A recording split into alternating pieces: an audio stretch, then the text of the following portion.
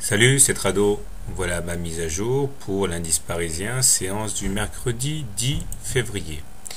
Alors l'indice parisien continue sur sa lancée puisque après avoir percuté les 23,6% de retracement de Fibonacci, aujourd'hui nous avons réussi à percuter le niveau suivant, à savoir les 38,2% de retracement de Fibonacci.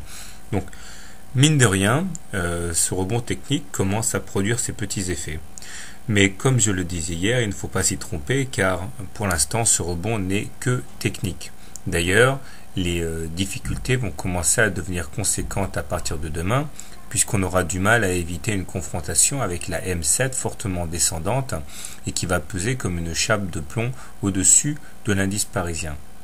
Alors certes, la divergence haussière sur le stochastique et le momentum a produit ses effets, mais il ne faut pas oublier que nous sommes toujours avec un momentum négatif, un MACD négatif, et c'est tout juste aujourd'hui que le stochastique parvient à s'affranchir de sa zone de survente. Donc l'indice n'est toujours pas à la fête.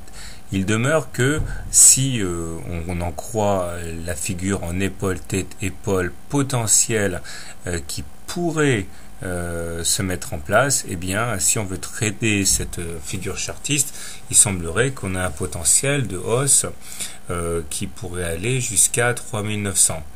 Ce n'est clairement pas le trade que je privilégierais, mais si vous êtes haussier, on ne peut pas non plus occulter cette possibilité. En effet, il faudra auparavant s'affranchir du canal bleu, de la moyenne mobile à 20 séances et de tous les retracements de Fibonacci qui vont faire barrage. Ce n'est pas gagné pour l'instant. Alors, comment trader l'indice parisien demain?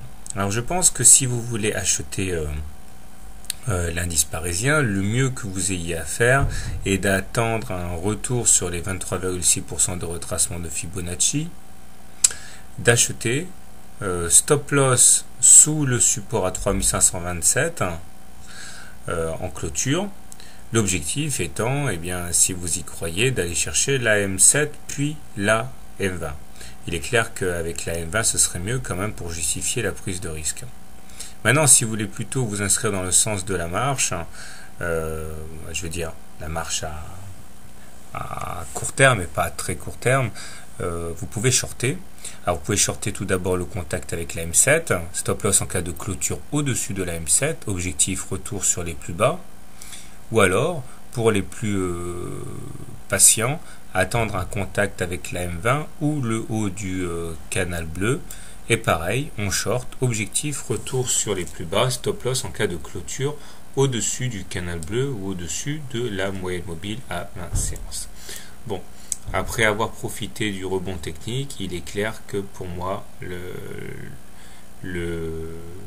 l'opportunité restera de trader en short l'indice parisien.